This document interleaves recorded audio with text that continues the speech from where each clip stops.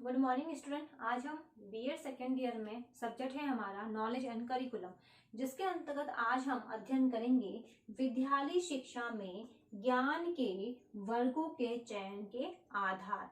इसका मतलब है कि विद्यालय के अंतर्गत हम ज्ञान को किस प्रकार हम वर्गों में बांटकर उनका किस प्रकार हम चयन करते हैं, किस प्रकार विद्यालय में छात्रों को शिक्षा प्रदान की जानी चाहिए जिससे छात्रों का सर्वांगीण विकास हो सके। तो इसके अंतर्गत हम देखते हैं कि हम देखिए, अगर विद्यालय शिक्षा में दर्शन को नहीं पढ़ाया जाए तो शिक्षा प्राप्त करवाने से कोई मतलब नहीं होता है, क्योंकि हमने देखा है कि अगर छात्रों को दर्शन संबंधित ज्ञान या सामाजिक संबंधित ज्ञान अगर नहीं दिया जाता तो शिक्षा को ग्रहण करवाना जब हम ग्रहण करवाते हैं तो वह अनुचित हो जाती है। तो विद्यालय में अगर हम देखें तो हम किस प्रकार के ज्ञान को रखेंगे, किस प्रकार का ज्ञान हम छात्रों को देंगे जिससे छात्रों का सर्वांगीण विकास हो सके,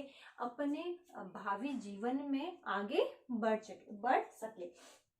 इसके अंदर हम देखते हैं कि अगर हम दर्शन का ज्ञान छात्रों को ना दे तो एक शिक्षक एक छात्र दोनों का जो विकास है अविकसित होने लगता है, वह उनका विकास अच्छे से नहीं हो पाता है। अब हम इसको कुछ पॉइंट के आधार पर देखते हैं, जिसमें पहला है हमारा दार्शनिक आधार। दार्शनिक आधार, ठीक है। तो इसके अंतर्गत हम क्या करेंगे, बच्चों को दर्शन से संबंधित जो चीजें हैं उसका ज्ञान प्रदान करेंगे। इसमें हम पहला पॉइंट देखते हैं, आदर्शवादी मूल्यों का समावेश। इसके अंतर्गत अगर हम देखें तो भारतीय विद्यालय शिक्षा में सदैव आदर्शवादी मूल्यों का समावेश होना चाहिए, क्योंकि जब हम आदर्श मूल्य का विकास छात्रों में करेंगे तो छात्र बड़ों का आदर,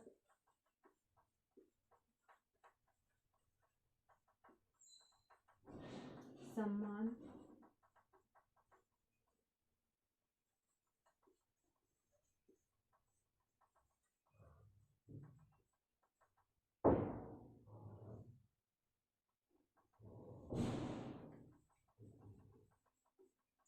परमात्मा आदि से संबंधित चीजों को सीख पाएंगे। तो अगर हम आदर्शवादी मूल्यों का समावेश करते हैं तो बालक में अच्छे गुणों का समावेश हो पाएगा, जिसके आधार पर समाज में व्याप्त जो भ्रष्टाचार है उसको भी इसके माध्यम से हम समाप्त कर सकते हैं। क्योंकि अगर हम देखें कि अगर हम छात्रों को शुरू से ही प्राथमिक स्तर से अच्छे ज्ञान देंगे, किस प्रकार हमें दूसरों की भलाई करनी चाहिए, हमें कभी किसी की हिंसा नहीं करनी चाहिए, झूठ नहीं बोलना चाहिए, अच्छे गुणों का समावेश करेंगे तो क्या होगा, जो भी हमारे राष्ट्र या देश में जो भी भ्रष्टाचार फैला वह नहीं फैलेगा।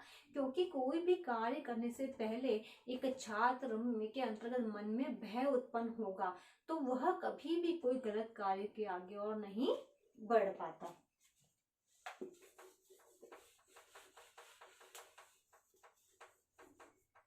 अब नेक्स्ट है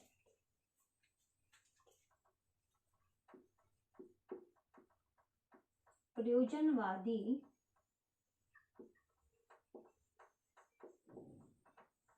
मूल्यों का समावेश।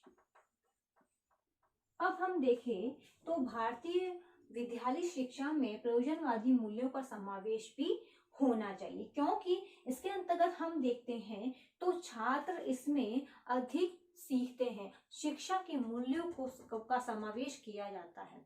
जब ये छात्र इन मूल्यों को समझेंगे तभी छात्र क्या कर सकते हैं, जो भी इम्पोर्टेंट चीज है या कहे कि छात्र किस चीज को सीखने के लिए अभी प्रेरित हो रहा है उस चीज को सिखाई जाएगी, जो छात्रों के लिए उपयोगी होगी वही क्या किया जाए छात्रों को सिखाया जाएगा, अन्यथा नहीं सिखाया जाएगा। तो अगर हम देखें तो शिक्षा प्रणाली में छात्रों को उस प्रकार का ज्ञान दिया जाना चाहिए जो कि छात्रों के लिए बहुत उपयोगी हो। फिर नेक्स्ट है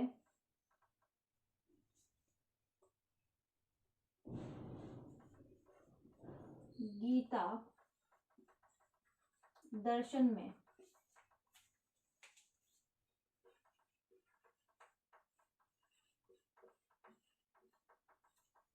अब ये इसके अंतर्गत बताया है कि भारतीय शिक्षा विद्यालय शिक्षा के अंतर्गत गीता दर्शन के अंतर्गत जो कर्म योग है उसका भी समावेश किया जाना चाहिए, जो कि बहुत आवश्यक होता है, क्योंकि गीता दर्शन के अंतर्गत भी हम छात्रों को कर्म योग के संबंधित चीजों को सिखा सकते हैं।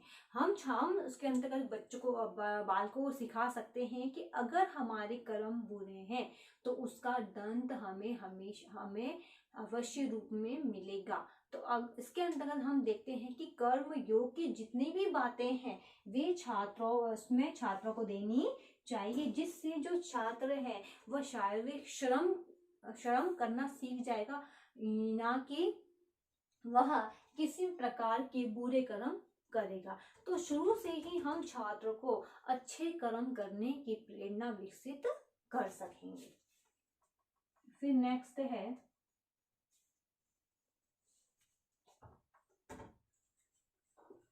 योग दर्शन का समावेश। अब इसके अंतर्गत हम देखें तो विद्यालय शिक्षा के अंतर्गत योग दर्शन का समावेश भी किया जाना चाहिए, क्योंकि इसके आधार पर हम योग शिक्षा छात्रों को प्रदान कर सकते हैं, जिससे जो छात्र है उनका शारीरिक व मानसिक विकास हो सकेगा। इसके अंतर्गत हम देखें तो योग दर्शन के अंतर्गत जब हम छात्रों को योग से संबंधित जो चीजें हम छात्रों को अध्ययन करवाएंगे तो छात्र का मानसिक स्तर के साथ साथ शारीरिक विकास भी होने लगेगा। योग के आधार पर वो अपने शरीर को अपने मस्तिष्क को स्वस्थ रखने की कोशिश कर सकेंगे। फिर नेक्स्ट है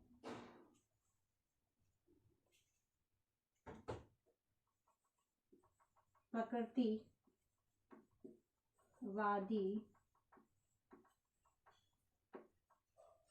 दर्शन का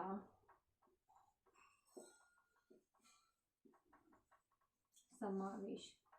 अब इसके अंतर्गत हम देखें तो विद्यालय शिक्षा के अंतर्गत प्रकृतिवादी दर्शन का समावेश भी किया जाता है, क्योंकि इसके अंतर्गत देखा जाता है कि अगर छात्र को प्रकृति के अनुसार छोड़ दिया जाए तो छात्र अपने आप सीखने का प्रयास करता है, उसे व्यक्ति ही नहीं प्रकृति भी कुछ न कुछ सिखाती है। जैसे फॉर एग्जाम्पल कि जैसे कोई बच्चा आग के पास जाता है, जाते ही इसको छूने की कोशिश करता है तो उसे जलन होती है, तो अगली बार वह आग के पास नहीं जाएगा। उसे पता है कि अगर मैं इसको छूंगा तो मुझे जलन होगी या मैं जल जाऊंगा। तो प्रकृति भी इसको सिखा रही है, कुछ ना कुछ सिखाती है। तो प्रकृति दर्शनवाद का भी इसमें समावेश होना चाहिए, जिससे जो छात्र है वो प्रकृति के महत्व को भी समझ सके।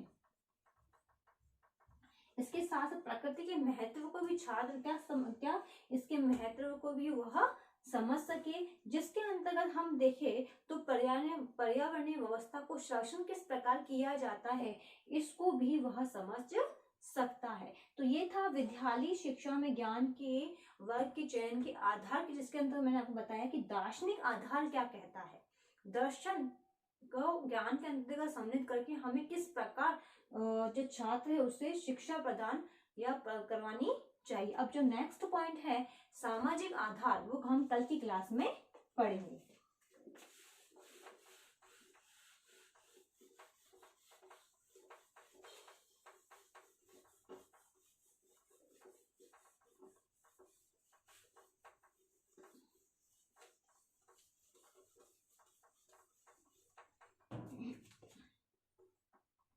अब इससे संबंधित आज का आपका होमवर्क है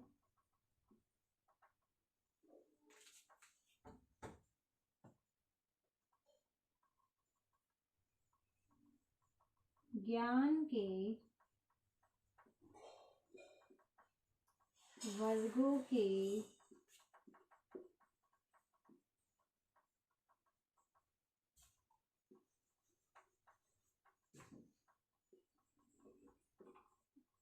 चयन के आधार के अंतर्गत